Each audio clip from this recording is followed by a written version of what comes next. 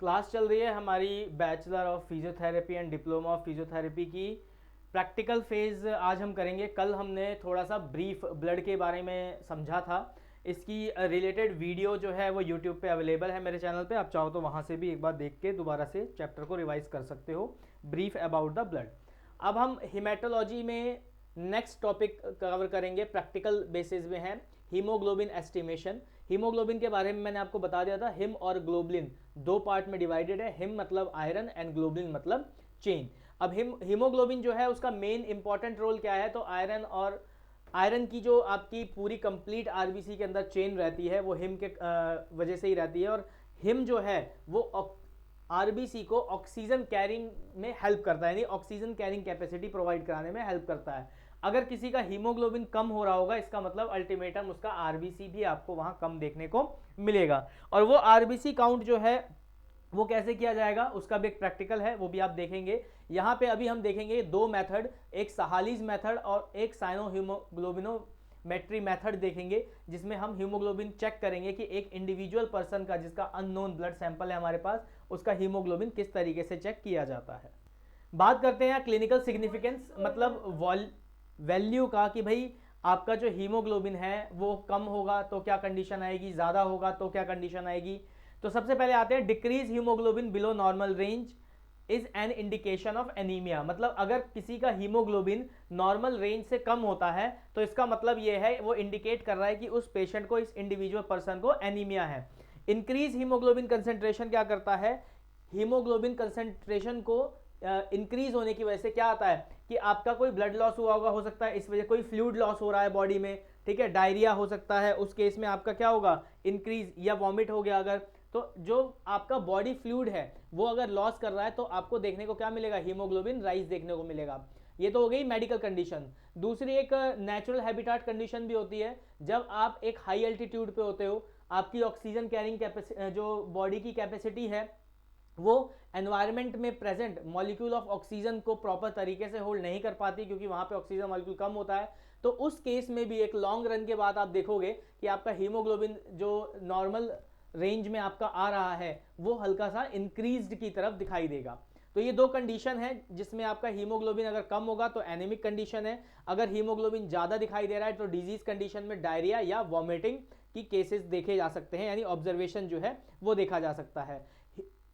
Heart disease की case में भी देखा जाता है कि कंसेंट्रेशन ऑफ हीमोग्लोबिन जो है वो इंक्रीज हो जाता है। अगर मैं स्पेसिफिक कंडीशन की बात करूं तो किस केस कंडीशन में जो हीमोग्लोबिन है वो एकदम ब्रेकडाउन या कम देखने को मिलता है, तो हीमोग्लोबिन कंसेंट्रेशन जो है वो प्रेगनेंसी के दौरान, ड्यूरिंग प्रेगनेंसी जो है वो हीमोग्लोबिन जो है आपको कम देखने को मिलेगा। पॉलीसाइथीमिया कंडीशन में भी आपका जो हीमोग्लोबिन है वो इंक्रीज कंडीशन में देखने को मिलेगा।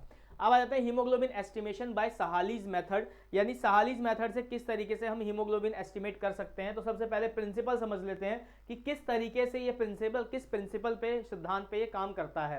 तो जब ब्लड है वो मिक्स होता है 0.1 N हाइड्रोक्लोरिक एसिड के साथ, यानी 1/10 HCl के साथ, जब एक आपका ब्लड जो है उसको मिक्स किया जाता है तो वो एक brown colour, brick brown colour का कंपोनेंट क्रिएट करता है, जो कि क्या है आगे फर्दर जो आपका एसिड हिमेटिन की फॉर्म में आता है, और वो एसिड हिमेटिन फिर डाइल्यूट किया जाता है और आपका जो सहालीज मीटर है उसके हेल्प से उसको मेजर किया जाता है। तो यहाँ पे प्रिंसिपल में क्या है, सिंपल सा है, ब्लड मिक्स हो रहा है आपका N/10 HCl के साथ, जो कि आपका एसिड हिमेटिन, जो कि ब्रिक ब्राउन कलर का कलर कॉम्पोजिशन है, और ये 10 मिनट तक इंक्यूबेशन टाइम पीरियड लेता है। उसके बाद जब आप इसको डाइल्यूट करते हो और आप जो स्टैंडर्ड HB मीटर है उसके साथ उसका कलर जो है वो कंप्रेटर बोलते हैं उसको, सहालीज कंप्रेटर, HB कंप्रेटर भी बोलते हैं, सहालीज मीटर भी बोलते हैं, उसके साथ आप कंपेयर करते हो और अपनी रीडिंग जो आपकी आ रही है सहालीज ट्यूब के अंदर स्केल में, वो आप वैल्यू को ऑब्जर्व करके उसका रिजल्ट में कन्वर्जन करते हो। एक बार प्रिंसिपल फिर से रिपीट कर रहा हूं। सबसे पहले क्लिनिकल सिग्निफिकेंस समझ लीजिए, फिर से रिपीट करता हूं। हीमोग्लोबिन एक नॉर्मल रेंज में रहता है, मेल में अलग है, फीमेल में अलग है, एट बर्थ अलग है, प्रेगनेंसी के टाइम थोड़ा अलग होता है। अब अगर हीमोग्लोबिन कम हो गया तो वो इंडिकेट कर रहा है कि पेशेंट को, इंडिविजुअल पर्सन का जिसका हीमोग्लोबिन हमने चेक किया है वो एनीमिक है। डायलिसिस के केस में भी कई बार क्या होता है कि हीमोग्लोबिन लेवल जो है वो कम होने लगता है पेशेंट का, आरबीसीज बनते नहीं है प्रॉपरली, जो हीमोडायलिसिस होता है कभी किसी पेशेंट का, तो उस केस में भी आपको देखने को मिलेगा कि जो पेशेंट है वो एनीमिक कंडीशन में, और अगर हीमोग्लोबिन इंक्रीज हो रहा है तो उसमें क्लिनिकल कंडीशन क्या होती है? तो सबसे पहले क्लिनिकल कंडीशन होती है कि आपको हो सकता है पेशेंट डायरिया से सफर कर रहा हो सकता है पेशेंट को वॉमिटिंग हुई हो सकता है कि वो हाई एल्टीट्यूड पे हो, टेम्परेचर काफी राइज हो रखा हो उसकी बॉडी का, तो उस केस में भी कई बार क्या होता है, डिफरेंट डिफरेंट केसेस में भी हीमोग्लोबिन जो है वो आपका इंक्रीज देखने को मिलता है। पॉलीसाइथीमिया एक कंडीशन है।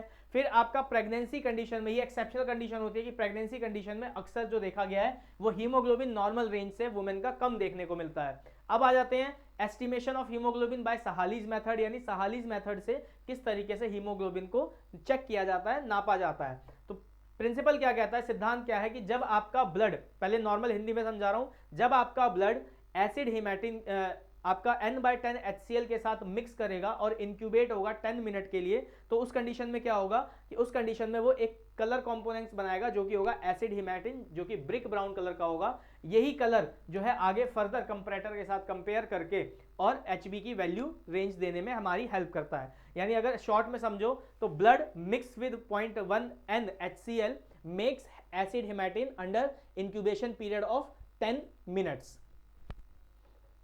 हैं सैंपलिंग टाइप पे, स्पेसिमेन टाइप यहां हमारा क्या रहेगा, तो जब आप सहालीज मेथड से यूज कर रहे हो तो आप दो टाइप का ब्लड यहां पे ले सकते हो, एक तो होल कैपिलरी ब्लड भी ले सकते हो, दूसरा आप EDTA ब्लड भी ले सकते हो, वेनस ब्लड जिसको हम बोलते हैं।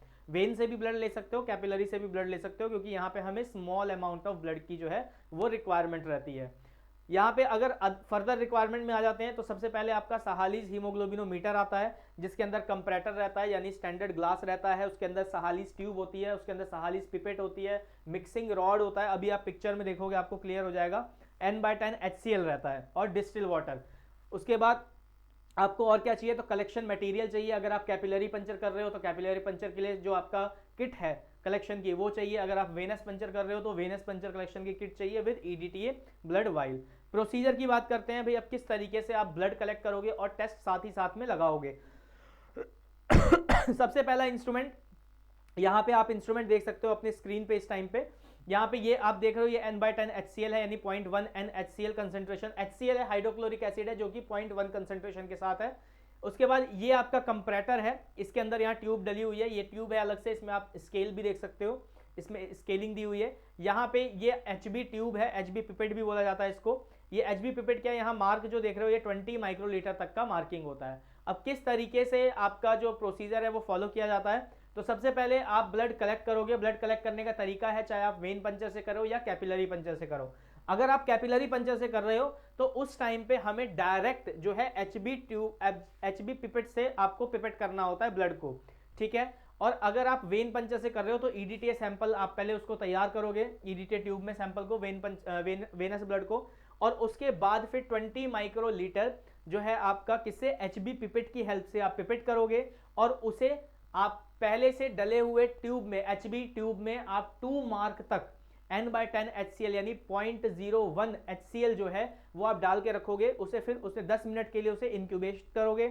सबसे पहले क्या करना है, ट्यूब लेना है, खाली टेस्ट का प्रोसीजर बता रहा हूं, यहाँ कलेक्शन अभी नहीं बता रहा हूं। कलेक्शन अगर आप कैपिलरी कर रहे हो तो डायरेक्ट आप क्या करोगे, जो आपकी HB पिपेट है उसकी हेल्प से आप ब्लड लोगे, और अगर आपने वेन पंचर किया है तो पहले EDTA ट्यूब तैयार करोगे उससे रिलेटेड, और फिर आप अगेन HB पिपेट से जो ब्लड है वो एस्पिरेट करोगे। कैसे एस्पिरेट करना है, तो सबसे पहले आपने क्या करना है, तो HB ट्यूब लेनी है, HB ट्यूब को तैयार करना है। तैयार करने का तरीका है कि नीचे 2 मार्क तक इसमें मार्किंग होती है, 2 मार्क तक आपने, येलो कलर की मार्किंग होगी 2 मार्क की, 2 मार्क तक आपने HCl डालना है। कौन सा, 0.1 N HCl या 1/10 N HCl, उसको डाल के फिर उसके बाद 20 माइक्रोलीटर उसमें ब्लड क्या करना है, पिपेट आउट करना है, पोर करना है। फिर उसको 10 मिनट के लिए इंक्यूबेट करना है मिक्स करने के बाद, और उसको 10 मिनट इंक्यूबेशन करने के बाद फिर आप क्या करोगे, उसमें डाइल्यूएंट करने के लिए डिस्टिल वाटर ऐड करना शुरू करोगे ड्रॉप बाय ड्रॉप। जैसे जैसे आप ड्रॉप बाय ड्रॉप ऐड करोगे, मिक्सिंग रॉड की हेल्प से उसको मिक्स करते रहोगे, और जो आपका सहालीज हीमोग्लोबिनोमीटर है उसके साइड के कंपैरेटर से, जो कलर कंपैरेटर होगा जो कि आपका ब्राउन कलर का वहां पे दिखाई देगा, तो उस कंपैरेटर के साथ आप उसे ऑब्जर्व करोगे। जहां पे कलर मैच हो जाएगा ट्यूब का डाइल्यूट होते वक्त, वहीं पे आप डाइल्यूशन रोक दोगे, और जो वैल्यू आपकी ट्यूब पे आ रही होगी स्केल में, जो स्केल उस पे लगा हुआ है उस स्केल में जो वैल्यू आ रही होगी वो वैल्यू को आप ऑब्जर्व करके अपने नोटबुक में लिख लोगे, और वही वैल्यू जो है SI यूनिट के साथ में आपका HB को इंडिकेट करेगी। क्लियर हुआ? एक बार फिर से पूरा प्रैक्टिकल दोबारा से बता रहा हूं, बहुत आसान प्रैक्टिकल है, कोई रफ एंड टफ नहीं है, बिल्कुल सिंपल प्रैक्टिकल है साहालीज मेथड से हीमोग्लोबिन एस्टिमेशन का। यहाँ पे आपको सबसे पहले क्या करना है कि आपने एक साहालीज किट निकालनी है, उसको रख लेना है। उसका जो साहालीज ट्यूब है उसमें N/10 या 0.1 NaCl एक ही बात होती है। वो आपने 2 मार्क तक पहले आपने उसमें पोर कर देना है।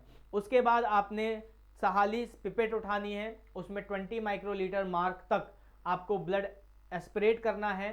फिर उसका एक्सेस ब्लड जो है उसको रिमूव कर देना है with the help of tissue paper, और उसको फिर पोर कर देना है उसी ट्यूब में जो कि N/10 HCl कैरी कर रही है 2 मार्क तक। फिर आपने क्या करना है, उसको मिक्स करना है, 10 मिनट के लिए रूम टेम्परेचर पे इंक्यूबेट करना है। जब आप 10 मिनट इंक्यूबेट कर लोगे तो उसका कलर जो है वो ब्रिक ब्राउन कलर का हो जाएगा।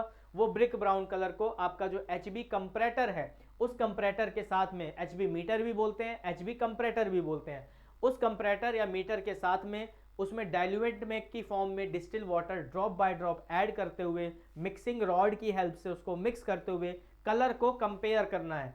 जैसे ही आपका कंप्रेटर का कलर और उस ट्यूब का कलर, कौन सी ट्यूब का, HB ट्यूब का कलर मैच कर जाता है, डाइल्यूशन जो है वहीं पे आप रोक दोगे, और उस ट्यूब में, HB ट्यूब में जो स्केल पे वैल्यू आ रही होगी उसको आप ऑब्जर्व करके कॉपी में नोट डाउन कर लोगे। वही वैल्यू SI यूनिट के साथ आप रिजल्ट में डिस्प्ले कर दोगे। वही आपका उस पर्टिकुलर सैंपल का या पर्टिकुलर सब्जेक्ट का HB वैल्यू होगा। तो ये था आपका आज का प्रैक्टिकल जो कि हीमोग्लोबिन एस्टिमेशन बाय साहालीज मेथड था। इसमें पूरा क्लियरली मैंने आपको एक एक स्टेप बता दिया है। ये प्रैक्टिकल आप अपनी नोटबुक में लिखेंगे, और कल हम लोग इसी का हीमोग्लोबिन एस्टिमेशन का साइनोमिथ मेथड करेंगे। ये थोड़ा सा इससे अलग है, और फिर आपको मैं माइक्रो और मैक्रो मेथड भी बताऊंगा इसी के अंदर में कि क्या डिफरेंस होता है माइक्रो और मैक्रो मेथड में, क्योंकि RBC और प्लेटलेट या WBC जब हम काउंट करेंगे तो उसमें आपके 2 मेथड इंडिविजुअल में आते हैं जो कि माइक्रो और मैक्रो मेथड की फेज में होते हैं। Till then keep learning, thank you.